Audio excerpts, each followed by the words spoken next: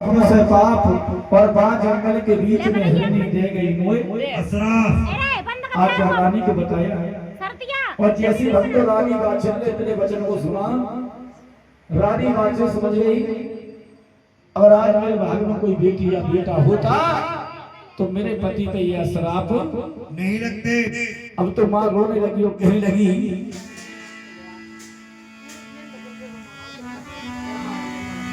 आज माँ को बेटा की याद आई है, बोली है बेटा होता पास में बेटे को लार लड़ावते, अरे रोता तो पुचकारते बेटा को कंठे लगावते।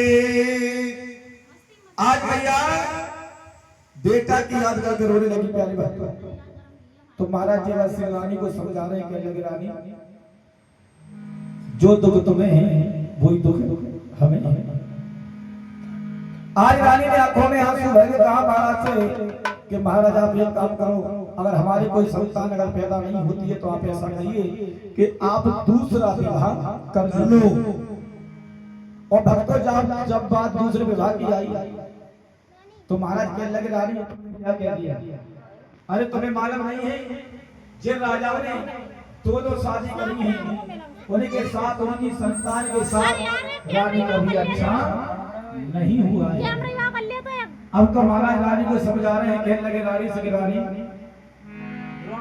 एक महान में दो तलवारें मेरी रानी नाए समावे और दो रानी का पति कभी सुख से नाए रह पावे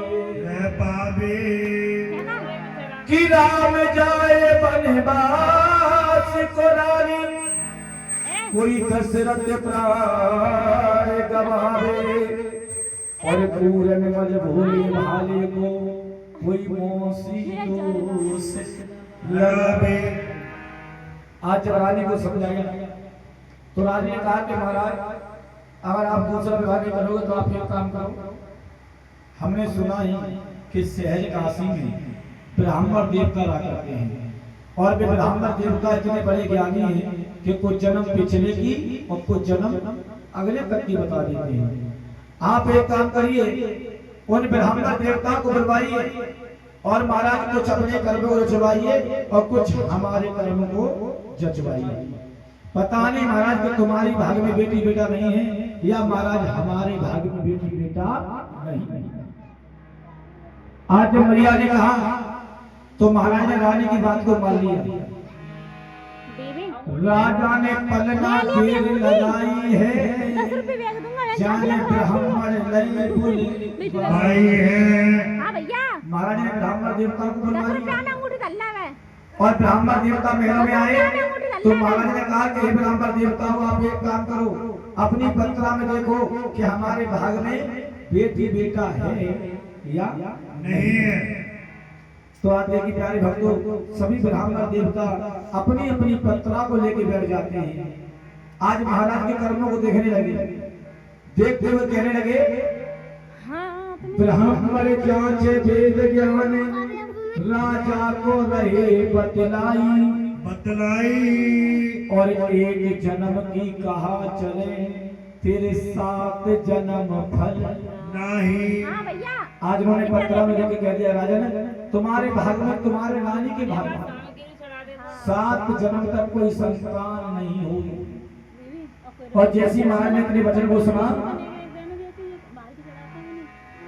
कितने वचन सुनकर राजा जी गए रोवे, अरे तेरो बुरो है जाइए विधाता क्या दुख दीनो कोई।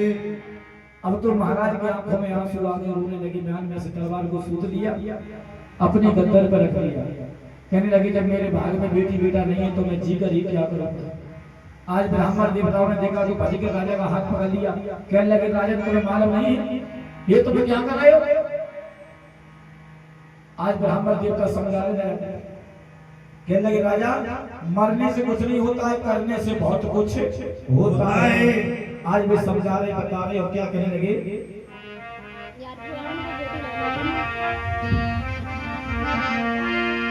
अरे जो भी